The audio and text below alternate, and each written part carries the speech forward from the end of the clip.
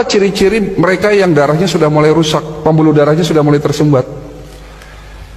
Ya kaki gampang kesemutan, gampang baal, kebas-kebas. Kalau di kepala yo sering migrain, leher kenceng, tubuh lemah. Kalau terjadi sumbatan di jantung akan nyeri dada, sesak dan seterusnya. Itu menunjukkan bahwa sudah terjadinya kerusakan darah dan pembuluh darah. Pertanyaannya lagi, apa yang menyebabkan kerusakan darah dan pembuluh darah sehingga terjadinya kerusakan di sel-sel kita? Penyebabnya karena faktor radikal bebas. Tolong ini diperhatikan, ini penting sekali ilmunya.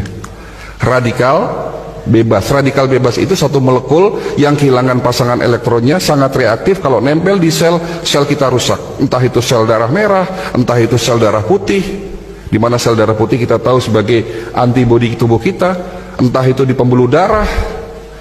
Kalau terjadinya kerusakan di pembuluh darah, ya akan terjadi peradangan. Ini bahaya sekali kalau terjadinya peradangan atau inflamasi terjadi di pembuluh darah kita. Ini yang menyebabkan pembuluh darah kita menjadi rusak, yang pada akhirnya kolesterol, zat-zat sisa itu mengendap di tempat terjadinya peradangan tadi, sehingga terjadi yang namanya plak atau sumbatan pembuluh darah. Nah, radikal bebas itu terbentuk akibat proses oksidasi. Tolong perhatikan lagi. Oksidasi ini apa? Oksidasi itu contohnya kalau di luar sana besi berkarat. Berarti tubuh kita bisa karatan, ya.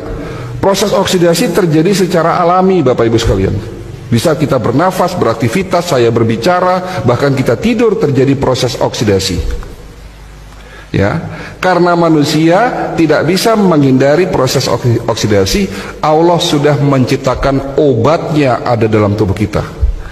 Diproduksi tanpa Bapak Ibu sadari sejak kita kecil, ya, di saat kita lahir di dunia sampai nanti kita mati.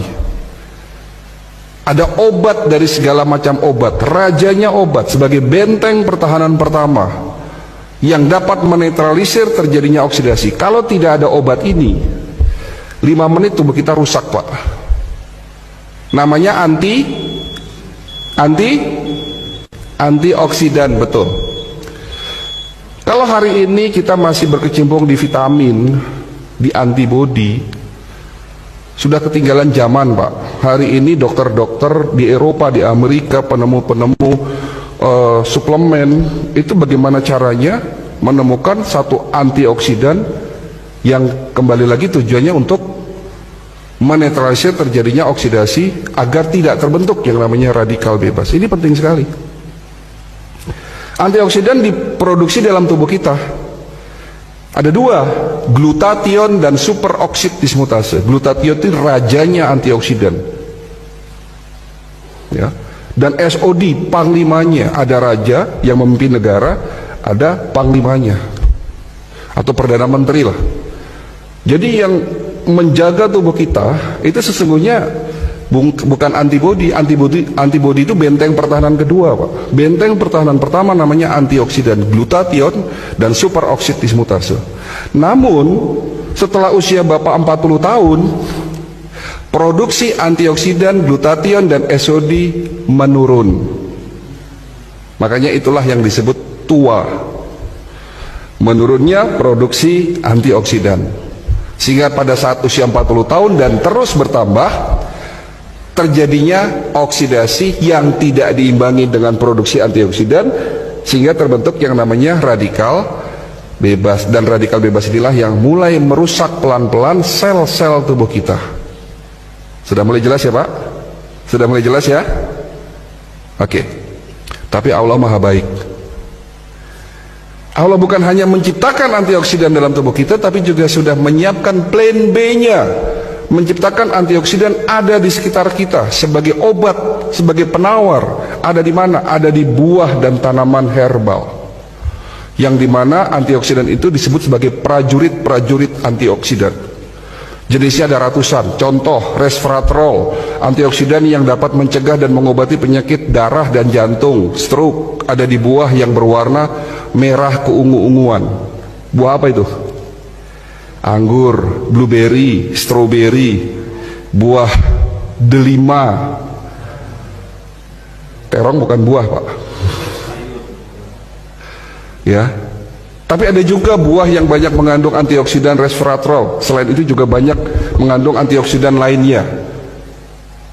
Tapi mungkin buah ini dianggap sebelah mata oleh kita. Padahal ini rajanya buah yang ada di Indonesia. Mungkin kalau delima susah, blueberry susah. Tapi buah ini ada di Indonesia. Namanya buah jamblang. Oke, jamblang bagus. Tapi ada yang lebih baik dari jamblang. Apa?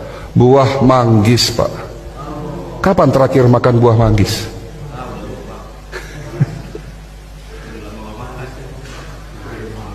Antioksidan namanya lycopene, dapat mencegah penyakit prostat. Bapak-bapak yang sudah mulai susah kencing nih, kencingnya tidak tuntas, netes lama, kemungkinan sakitnya prostat, dapat dicegah, diobati oleh lycopene. Ada di mana? Buah tomat dan semangka. Tomat dan semangka, makan tomat dan semangka tiap hari. Antioksidan namanya bromelin, dapat mencegah penyakit kanker, tumor payudara. Ada di mana? Buah nanas. Bilang sama ibunya di rumah kalau pengen tidak kena penyakit kanker payudara, makan nanas tiap hari. Dan nanas juga dapat mencegah penyakit osteoporosis karena mengandung kalsium yang sangat tinggi. Untuk mencegah penyakit Alzheimer atau pikun, makan buah alpukat. Untuk mencegah penyakit batu empedu, makan buah apel. Dan semua buah mengandung prajurit-prajurit antioksidan. Siapa di antara Bapak Ibu yang setiap hari makan minimal 3 jenis buah-buahan? Siapa di antara Bapak Ibu yang dalam waktu 1 minggu tidak makan goreng-gorengan? Siapa di antara Bapak Ibu yang di rumahnya tidak punya mie instan? Yang di rumahnya tidak punya mie instan, tunjuk tangan. Dan siapa di antara Bapak Ibu yang sudah meninggalkan gula pasir? Inilah jawaban kenapa masyarakat kita banyak yang sakit. Sementara Allah sudah memberikan berkah luar biasa kepada bangsa kita. Betul? Iklim terbaik, tanah paling subur, produsen buah terbesar di dunia, dan produsen tanaman obat terbesar nomor 2 di dunia. Ada 40.000 jenis tanaman obat yang belum kita manfaatkan secara benar. Ya. Antioksidan. Lalu bicara antibodi. Antibodi nggak usah dibahas lah, udah terlalu kuno ya. Tapi itu juga penting, di mana benteng pertahanan kedua adalah antibodi, dan benteng pertahanan ketiga, ya, proses yang paling penting dari semuanya itu adalah regenerasi sel. Kenapa penyakit diabetes nggak bisa sembuh-sembuh? Ya karena obat yang selama ini kita minum hanya sekedar nurunin gula.